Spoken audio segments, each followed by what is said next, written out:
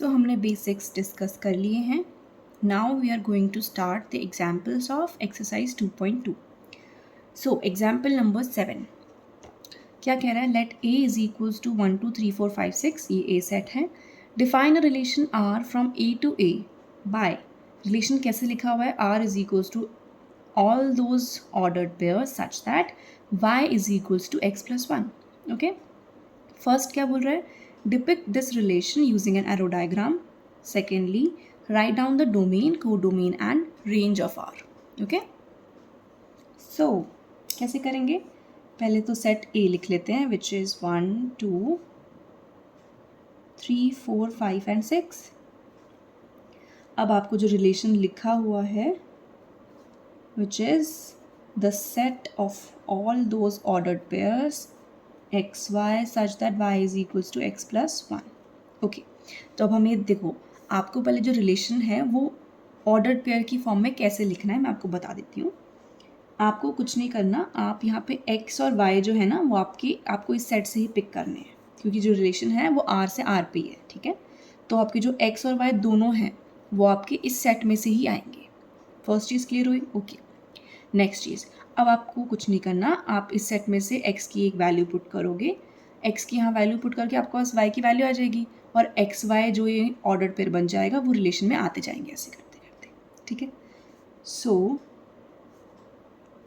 Therefore by definition of relation जो आपको given है ना, ये आपको जो ये वाली गिवन डेफिनेशन है उससे आर में क्या क्या एलिमेंट्स आएंगे, क्या क्या ऑर्डर्ड पेयर्स आएंगे. ओके. अगर मैं आर को देखो, एक्स को मैं सबसे पहले क्या पुट कर सकती हूँ? यहाँ पे क्या वैल्यू है? 1. तो मान लो अगर मैंने एक्स को 1 पुट किया तो इस रिलेशन की हेल्प से y की वैल्यू क्या आएगी? 1 + 1 विच इज़ 2. तो ये हमारा फर्स्ट ऑर्डर पेयर बन गया. क्लियर हुआ? ओके. आगे देखो. नेक्स्ट, अब 1 मैं पुट कर चुकी हूँ x में. अब मैं x की जगह पुट करूँगी 2. तो अगर मैंने x को 2 पुट किया तो मेरी y की क्या वैल्यू आएगी? 2 + 1 which is 3. 2, 3. Next, if I'll put x equals to 3 then y equals to 3 + 1 which is 4. Next, अब क्या है? नंबर 4. 4 को पुट करेंगे तो +1 5. देन 5 पुट करेंगे, 5 + 1 6.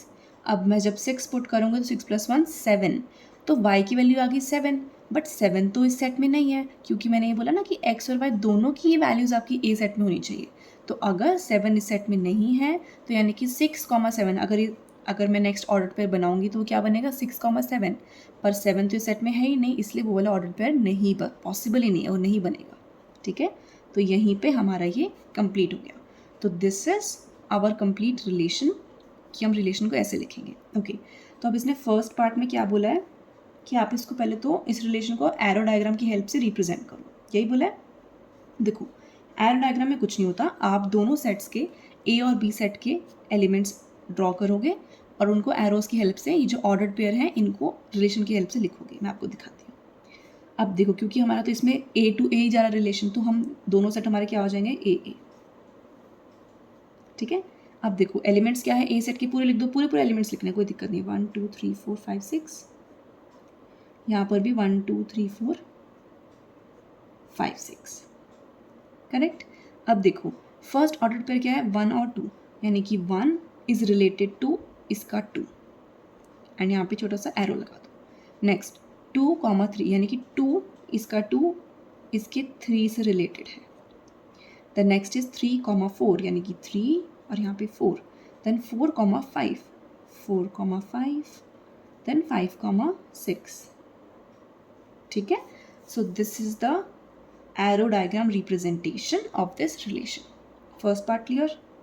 Next part क्या कह रहा था? आपको क्या क्या निकालना है? डोमेन, कोडोमेन और रेंज. ओके. आराम से देखो. सबसे पहले डोमेन देखते हैं. अब देखो डेफिनेशन.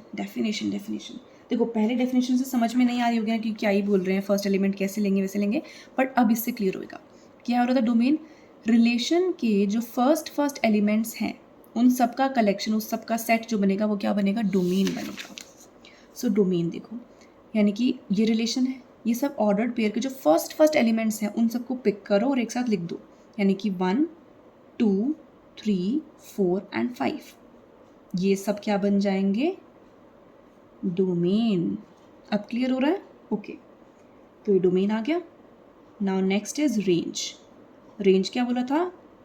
जो ये रिलेशन बनेगा उन सब ऑर्डर पेयर के सेकेंड एलिमेंट्स को पकड़ के रेंज में लिख दो, सेट में लिख दोगे, कलेक्शन में लिख दोगे, then it will be range. So it is 2, 3, 4, 5 and 6। 2, 3, 4, 5 and 6। Last is codomain. Codomain तो वेरी सिंपल। कोडोमेन तो कुछ नहीं करना, पूरा का पूरा सेट बी। देखो अगर ए टू बी रिलेशन होता है तो क्या बोलते हैं? पूरा सेट बी। तो इस पर हमारा सेट ए ही सेट बी है ना, मतलब ओके। सो ये पूरा सेट, कंप्लीट सेट क्या हो जाएगा? हमारा कोडोमेन।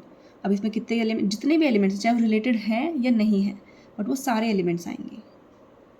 तो इट इज़ 1, 2, 3, 4, 5, 6। ठीक है। So this was your domain, range and codomain of this particular relation. अब चलते हैं एग्जाम्पल नंबर 8 पे।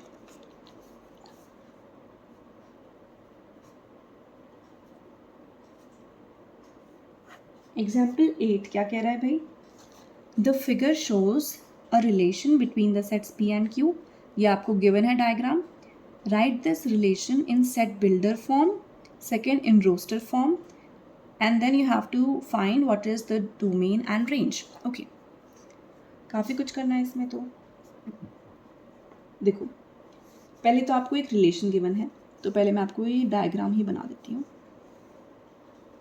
ठीक है, this is P and this is Q। 9, 4 and 25। Here it is 5, 3, 2, 1, -2, -3 and -5। सो 9 किससे रिलेटेड है? 3 and -3। 4 is related to 2 and -2, and then 25, 5 and -5। ठीक है। अब देखो, अब हमें इस रिलेशन को पहले तो सेट बिल्डर फॉर्म में लिखना है एंड देन रोस्टर फॉर्म में। सेट बिल्डर फॉर्म को कैसे लिखते हैं? सेट बिल्डर फॉर्म में कैसे लिखते हैं हम? देखो पहले तो आपको रिलेशन पता होना चाहिए कि आप जो लैंग्वेज, देखो सेट बिल्डर फॉर्म में हम लैंग्वेज फॉर्म में लिखते हैं, रोस्टर फॉर्म में हम कैसे लिखते हैं भाई? रोस्टर फॉर्म में हम जस्ट एलिमेंट्स की फॉर्म में लिखते हैं। सो सेट बिल्डर फॉर्म में लैंग्वेज में लिखेंगे तो लैंग्वेज में इनमें क्या रिलेशन दिख रहा है? देखो 9 जो है 3 और -3 पे बन जा रहा है, तो यानी कि 3 और -3 दोनों का ही स्क्वायर 9 होता है। ठीक है, ठीक है, बाकियों में चेक करते हैं रिलेशन की स्क्वायर वाला रिलेशन ही है या फिर कुछ और है। 4, अब देखो 2 और -2 से रिलेटेड हो रहा है, तो यानी कि इन दोनों का स्क्वायर, यानी कि 2 और -2 का स्क्वायर कितना होता है? 4, तो ये भी करेक्ट है। 25 क्या होता है? 5 और -5, इतने माइनस है तो, सो -5 और 5 का स्क्वायर कितना है? 25। तो यानी कि ओके, ये क्लियर हो गया कि जो रिलेशन R है, since the relation R is, कैसे रिलेशन है? यानी कि x, इसको मैं ऐसे लिख सकती हूँ ना, x is the square of y। ये मुझे देख के पता चल रहा है, it is very obvious thing. ठीक है, तो रिलेशन कैसे बन रहा है? x is the square of y। Okay, अब सेट बिल्डर फॉर्म में लिखना है तो आप simply r is equals to X Y such that x is square of y। अब इसमें x और y डिफाइन करने पड़ेंगे, where x belongs to p and y belongs to q। ठीक है, सिंपल। ओके, अब सिमिलरली अगर मुझे इसको रोस्टर फॉर्म में लिखना होगा तो कैसे लिखेंगे भाई? रोस्टर फॉर्म में सिंपल है, सिंपली आपको जो जिससे कनेक्टेड है वैसे लिखना है, यानी कि 9 3 से है और 9 -3, यानी कि 9, 3, 9, -3। समझ में आ रहा है?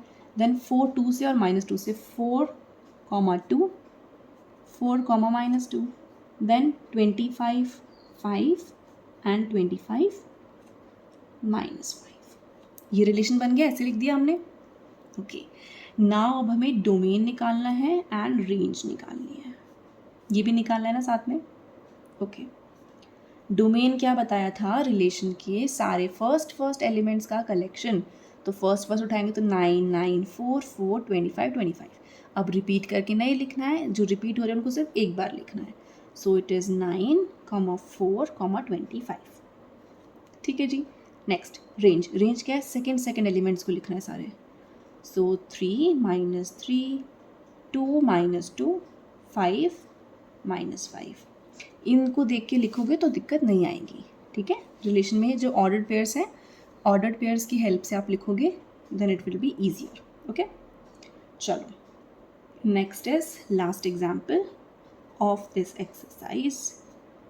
एग्जाम्पल नंबर 9 क्या कह रहा है? आप बुक में देखो, मैं इसमें से लिखती हूँ। Let set A is equals to this, B is equals to this, then find the number of relations from A to B। तो मैं आपको relations from A to B का क्या फॉर्मूला बताया है? 2 की पावर PQ। ठीक है। PQ क्या है? Number of elements in set A is P। तो number of elements in set A कितने हैं? 1 and 2, 2 एलिमेंट्स हैं। Number of elements in set B is also 2। अब देखो A क्रॉस B में नंबर ऑफ एलिमेंट्स कितने होंगे? ये फॉर्मूला भी हमने पढ़ रखा है कि number of elements in A multiplied with number of elements in B। So 2 into 2 which is 4। ये आ गया। Hence the number of relations, total number of relations कितने हो जाएंगे फिर A क्रॉस B में? रिलेशन जो बना रहे हैं ना फ्रॉम A टू B, उसमें कितने होंगे? इट इज़ इक्वल्स टू 2 की पावर दिस नंबर 2 की पावर 4। तो 2 की पावर 4 इज 16। ठीक है। Hence this is our answer. तो हमारे पास टोटल नंबर ऑफ रिलेशंस कितने आ जाएंगे? 6। आप ऐसे लिख सकते हो, therefore the number of relations from A to B will be 16। ठीक है। फॉर्मूले से भी कर लिया, वैसे भी कर लिया। सो एक्सरसाइज में इसमें अभी 3 एग्जाम्पल्स थे 2.2 में। Next we will start exercise 2.2। Okay.